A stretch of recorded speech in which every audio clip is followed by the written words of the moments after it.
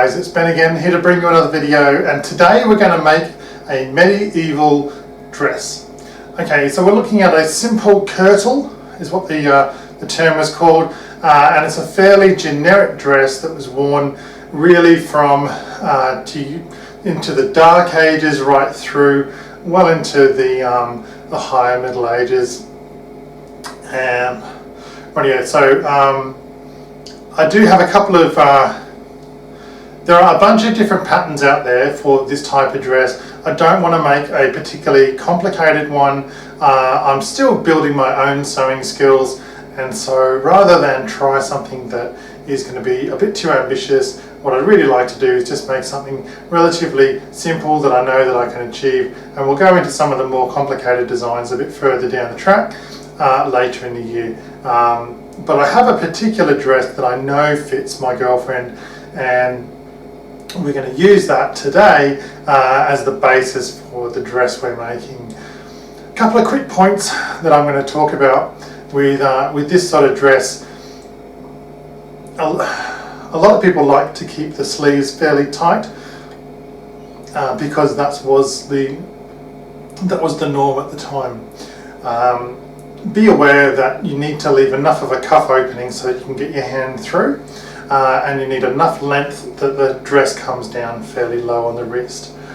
You don't want so much fabric that it simply becomes a bit kind of baggy and cumbersome to wear. Instead, you're looking for something that is going to be relatively snug in terms of a fit, but still allows you to do the kind of work that you might be doing, so in terms of whether that's cooking or fighting or any of the craft kind of activities that you might be doing. Your dress needs to allow you to do that. Okay, let's take a look.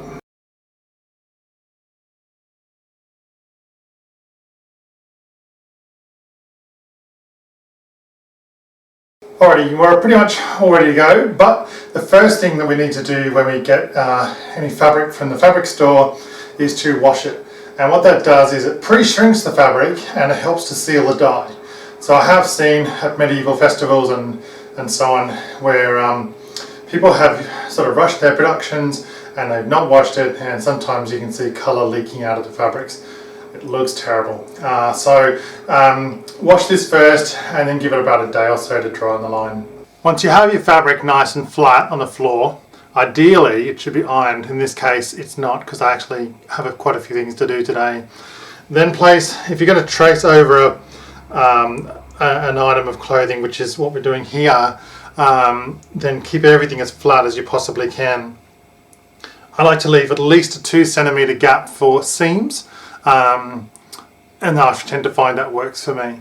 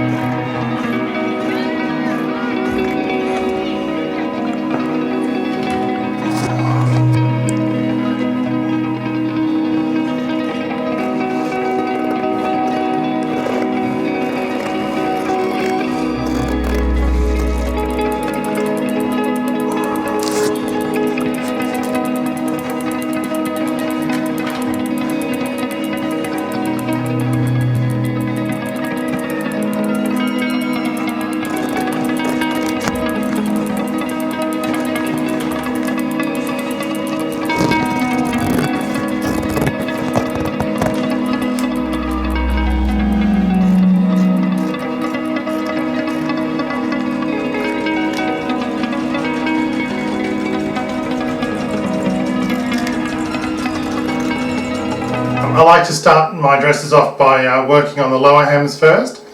I realise some people might think this is cheating, but using a sewing machine for me just gets the job done.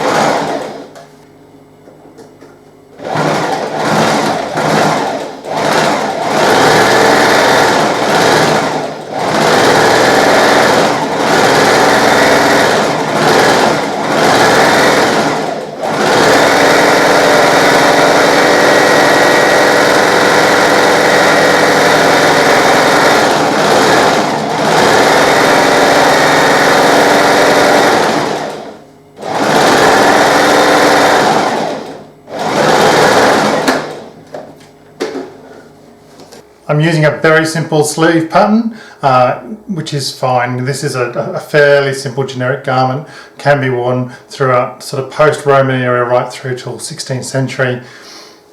Alrighty, so now we're all done. As you can see, I've got another dress that I'm making at the moment. It is festival time here in Australia. The only thing I didn't really like about the way the green dress has come out is, as you can see, some of the thread is a bit of a high contrast. Some of the thread's a bit of a high contrast.